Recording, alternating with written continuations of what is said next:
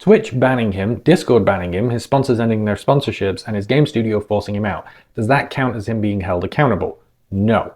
So let's talk about what accountability is and what it isn't. Accountability is the recognition, acceptance, and communication of your ethical and moral responsibilities, which Dr. Disrespect has failed to do at every step of the way in this. His own description of the events, casual mutual conversations with a minor that leaned too much in the direction of being inappropriate, raises a lot of ethical and moral concerns by itself. Those concerns are even greater when this is said by a married man using his very public platform to enable this predatory behavior. Taking accountability would be him recognizing, accepting, and voicing that ethical and moral concerns around a married man inappropriately messaging a minor are valid. As I mentioned in the prior video, he could have given his apology to his victim, to their family, for his actions and what he put them through. He could have explained how the events had caused him to reflect over the years since the incident, to learn and understand the concerns people are now raising, to recognize and accept his many moral and ethical failings that led to his actions. But instead, all he said was that he shouldn't have entertained those conversations, but didn't expand on why. And in fact, he doubled down on rejecting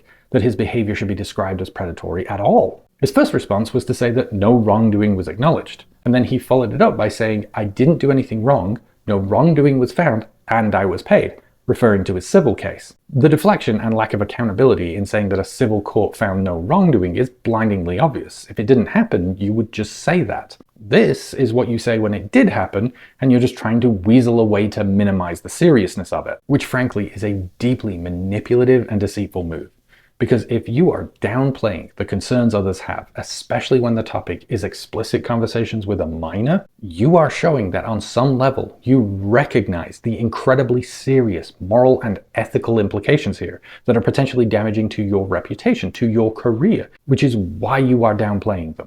To then turn around and publicly state that because there is no legal liability, that means that people's moral and ethical concerns are not valid, is an attempt to gaslight them, to deny the very reality and truth that this is a major moral issue, one so serious that you have been forced into making a public statement defending your actions in the first place. The other issue around accountability is denying others their right to informed consent. Dr. Disrespect knew the reason for his ban for years, and that the topic of his ban continued to be a matter of public interest and speculation. Meanwhile, he continued to earn brand deals and partnerships off of his platform. And there should be no doubt in anyone's mind that if he had been public and transparent about the reasons for his ban, about inappropriately messaging a minor, then those partnerships and brand deals would not have happened, and it would have impacted his platform's reach. Evidenced by the fact, as this commenter points out, that those brand deals and partnerships are now being terminated over this matter being made public. If you deliberately withhold information in order to profit yourself, knowing full well that that person or entity would not associate with you if they had the full information, then you are not being accountable. You are not recognizing, accepting, or communicating your ethical responsibilities. You're deliberately hiding them,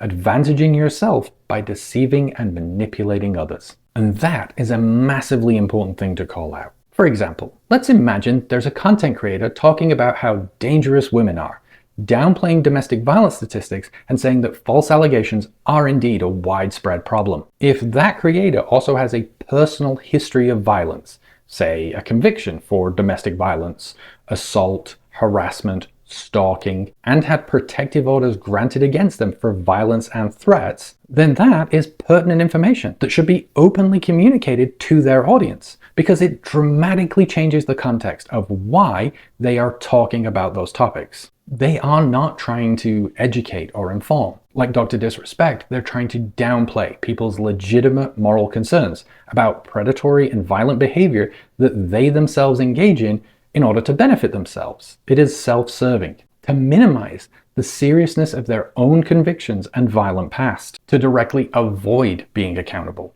to continue to profit and grow their platforms, hoping that the receipts of their behavior never become public knowledge, deliberately lying to their audience in order to gain their trust and support.